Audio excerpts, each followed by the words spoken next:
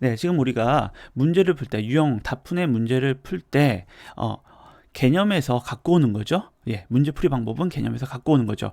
근데 이 문제풀이를 하면서 우리가 정리를 하잖아요. 근데 이 정리하는 부분에 좀 힘들어하는 부분이 있더라고요. 그래서 이거를 좀 명확하게, 어떻게 해, 정확하게 알려주도록 할게요.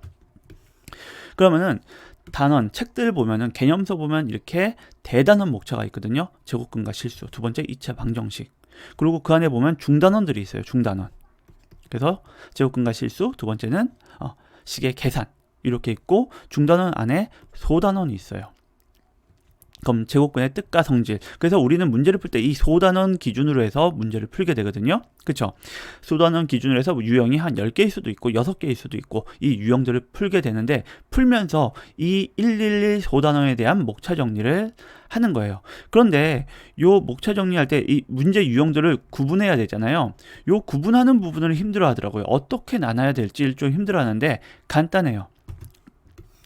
여러분 개념서 있죠. 111 단원 아마 개념서를 가지고 공부를 할 때 처음에 매핑부터 할 거예요. 이렇게. 그래서 뭐 첫 번째 개념이 제곱근의 뜻, 두 번째 개념이 뭐 제곱근의 표현, 세 번째 개념이 제곱근의 성질. 이렇게 1단원이 돼 있었는데 요거를 방으로 쓰면 되는 거예요. 요거를 소 단원이잖아요. 그 안에 또 들어가 있는 거잖아요. 그래서 요거를 이름을 방이라고 할게요. 여러분이 방이라고 하니까 조금 인식하기가 편한 것 같더라고요. 그래서 뜻이라는 방이 있고 표현이라는 방이 있고 성질이라는 방이 있는데, 그럼 유형들을 이 성질이라는 방에 집어넣고 뜻인 놈들은 뜻의 방에 집어넣는 거예요. 다른 표현을 한다면 이게 바로 도구인 거예요. 도구. 예, 문제를 보고 이걸 생각해내는 거죠.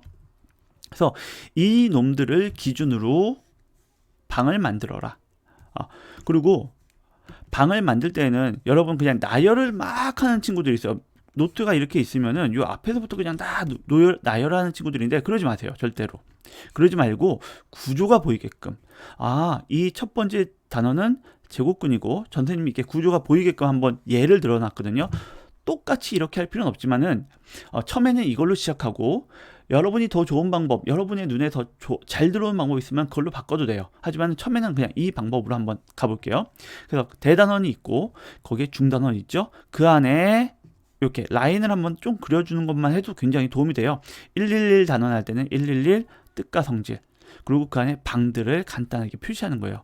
그 다음에 유형을 공부하고 유형들을 여기다 정리를 하는 거죠. 이 라인 그린 거하고 라인 안 그리고 뜻과 성질, 뜻, 뭐 표현, 성질 이렇게 이름만 쓴 거하고는 많이 차이 나요, 여러분. 그래서 꼭 라인이 보이게끔, 알겠죠? 예, 구조가 보이게끔 정리하자. 그리고 요 제목들은 뭘 이용하자? 개념서의 방들을 이용하자. 매핑한 걸 이용하자 라고 생각하면 될 거예요. 혹시나 다푼에도 중단원 식으로 이렇게 나눠져 있거든요. 중단원마다 나눠져 있는데, 그때는 요거 개념 하나가 한 단원이에요. 소단원인데 이거는 약간 적합하지 않을 때가 있더라고요. 괜찮을 때도 있고 괜찮지 않을 때도 있어서 가능하면은 개념서를 이용해라. 그럼 개념서를 이용해서 이 정리를 어떻게 하는지 구체적으로 조금 더 현실적으로 얘기할게요. 여러분이 이제 문제를 풀 때 한쪽에는 그냥 개념서 있죠. 그 개념서에 매핑 정리했던 요 페이지 있잖아요. 이걸 펴주세요. 이걸 머릿속에서 그냥 유형 풀지 말고 그냥 매핑한 요 부분을 펴놓고, 책상이 이렇게 있잖아요. 여러분 책상이 이렇게 있잖아요. 그럼 매핑한 책을 펴놓으세요. 그 다음에 여기다가 여러분이 문제를 풀면서 보는 거예요. 이 문제는 요 개념에서 왔구나, 요 문제는 요 개념에 왔구나. 계속 보면서 하세요. 알겠죠? 예, 머릿속에 집어넣지 말고 보면서 하자. 예. 그 다음에 여기 유형들을 적는데, 요거에 대해서 또 포인트 하나만 더 얘기할게요. 여러분이 여기다가 적다 보니까는 지문에서 공통된 지문을 써라, 이 공통된 부분이 특징일 거니까는 그 부분을 써라 했더니 예를 들어서 고르면 있잖아요. 고르면, 예, 이걸 특징으로 쓸 때가 있어요. 그건 아니죠. 그래서 포인트를 찾는데 그 포인트는 어떻게 생각하냐? 몽타주다 라고 좀 한번 생각해 볼게요. 몽타주, 범인 몽타주예요. 그럼 범인들이 눈, 코, 입 있는데, 그냥 눈, 코, 입 있다, 이거를 포인트로 잡으면 안 되잖아요. 이거는 사람이면 다 있는 거니까. 그러니까 유형에서 8번은 유형의 특징을 적을 때는 이 7번 유형과 그 다음 9번 유형, 이제까지 보면서 봤던 그것과 차이점을 그리는 거예요. 아, 얘는 코에 점이 있더라. 예, 이렇게 표현을 해야지, 코다. 뭐, 코가 하나 있다. 이거는 특징이 안 되죠. 알겠죠? 범인의 몽차들을 그릴 때 특징이 있는 것처럼 여기다가 특징을 적으면 되는 거예요. 그럼 이 지문의 특징은 선생님 보기에는 요걸로 잡았거든요. 왜? 요 부분은 요 다음에도 있고 전에도 있고 약간 중복되는 거예요. 그래서 크게는, 예를 들어서 크게는 7, 8, 9, 10 유형은 다 이거예요. 그러니까 이걸 포인트로 잡으면 안 되겠죠.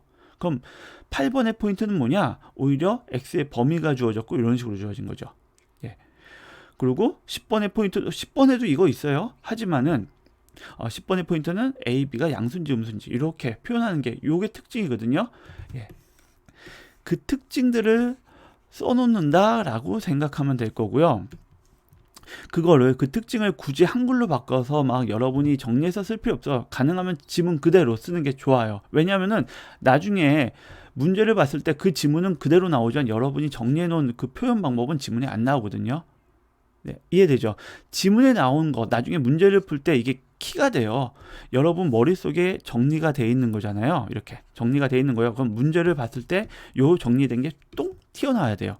튀어나오려면은 뭔가, 예, 컨택하는 그 포인트가 있어야 되잖아요. 그게 지문이잖아요. 선생님이 가르쳐주는 포인트도 아니고 여러분이 한글로 정리해 놓은 것도 아니고 지문이잖아요. 그래서 그 지문을 가능하면 그대로 그려놓아도 돼요. 알겠죠? 그래서 선생님이 한 것 중에서 2번 같은 경우는 이제 도형이거든요. 근데 도형이라고 말하기보다도 여러분이 풀면서 가장 좀 어려웠던가 아니면 가장 좀 기억하고 싶을 만한 그런 그림을 그대로 그려주면 되는 거예요.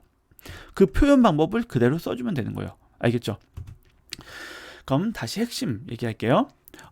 첫 번째, 방은 매핑했던 걸 이용한다. 두 번째, 이렇게 연결하면서 유형을 만드는데 구조가 보이게끔 하자. 구조가 보이게끔 하고 여기 표현 방법은 바로 몽타주다 라고 생각하면 될 거예요. 그 다음에 마지막으로 한 단원씩 정리하잖아요. 하지만은 우리는 최종적으로 뭘 해야 되죠? 그쵸? 최종적으로 한 번의 목차를 정리해야 돼요. 그때는 노트에다가 다시 한번 정리하게 될 거예요, 아마. 예. 처음부터 노트에다 정리했더라도 다시 정리를 하게 될 텐데 그때는 이렇게 1단원, 중단원, 대단원 기준으로 묶어주는 작업까지 하는 거예요. 첫 번째는 이게 다 따로따로 있었겠죠. 근데 묶어줄 때는 이 아래 유형까지 다 써줄 필요는 없어요. 그냥 방만 표시해 주세요. 그리고 방이 몇 개 있는지만 써주시면 되는 거예요.